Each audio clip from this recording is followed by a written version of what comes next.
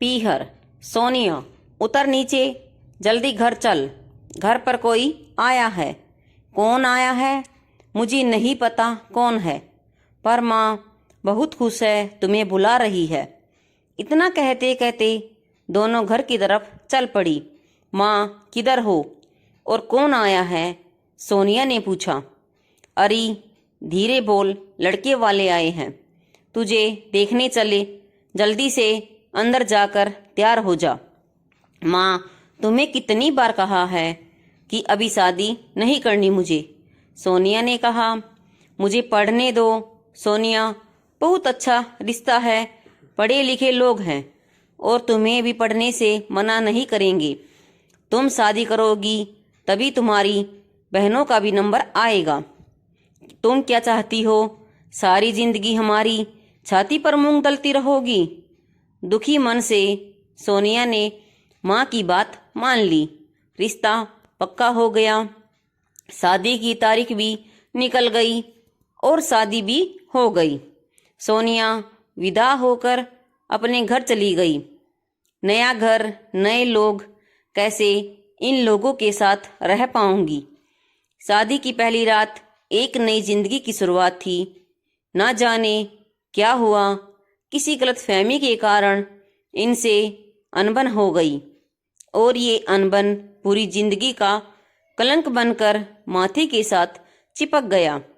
जिंदगी चलने लगी और रिश्तों का बोझ कंधों पर पड़ने लगा। मैं तो शायद भूल गई थी कि मैं क्या हूँ। पति का प्यार बहुत मिला, लेकिन मन में बोझ था, क्या इनको इनके हिस्से का प्यार दे पाऊंगी? उम्र के बढ़ते साथ साथ में मैं खो गई थी। अपनी रोजमर्रा की जिंदगी में जिंदगी खमकी परेशानियों में मायका बहुत याद आता था, लेकिन किसी को कह नहीं पाती थी। हाँ, ये पता चला चुका था कि माँ और पिता का प्यार किसी से नहीं मिल सकता। बहुत कुछ सुनने को मिलता था, लेकिन शायद वक्त ने और रिश्तेदारी ने उम्र से ज़्यादा सिखा दिया था। घर वालों ने कह दिया था 2 साल में एक बार मायके जाना है। बस यही बात दिल में कहीं अंदर चुभ गई और बस गई।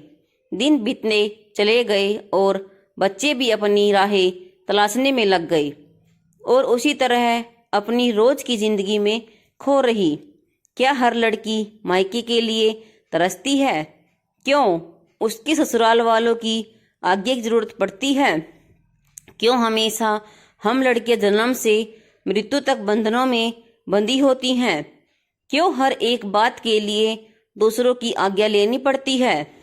क्यों बचपन से एक ही बात दिमाग में डाली जाती है कि लड़की तो पराया धन है, इसे घर में नहीं रख सकते? क्यों? और अगर माँ मर जाए तो कहा जाता है कि जिन लड़कियों की माँ नहीं होती उनके मायके नहीं जाना चाहिए। जिसने अपना बचपन जिस घर में बिताया उसे ही भूल जाने को क्यों कहा जाता है? एक तरह से तो ये अन्याय है। कभी कभी मैं सोचती, क्या कभी आपने मायके वालों से मिल भी पाऊंगी कि नहीं? बड़ा मन होता है कि वहां जाकर फिर से अपने बचपन की बातों को याद करूं। जब कभी भी माँ को फ़ोन करती थी तो वो कहती थी, कब आएगी? अभी तो मैं हूँ, तुम्हें बुलाती हूँ, कल को मुझे कुछ हो गया तो कोई नहीं बुलाएगा।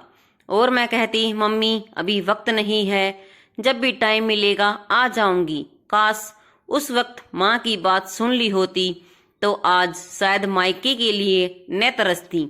बस मन में सिर्फ ये ही एक बात है कि मरने से पहले उस घर में जाकर अपने बचपन को महसूस करना चाहती हूँ। माँ के आंचल को महसूस करना चाहती हूँ। अपने छोटे भाई बहनों के साथ बिताए दिनों को फिर से आंखों में भरना चाहती हूँ।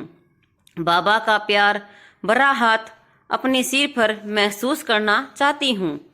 सब कुछ मिल जाता है, लड़कियों को बस पीहर ही नहीं मिलता, न ही उसमें रहने वाले रिश्ते मिलते हैं। आपको हमारी कहानी कैसी लगी? आप हमें कमेंट बॉक्स में ज़रूर बताएं आपको अपना पुराना रिश्ता याद आया कि नहीं। धन्यवाद।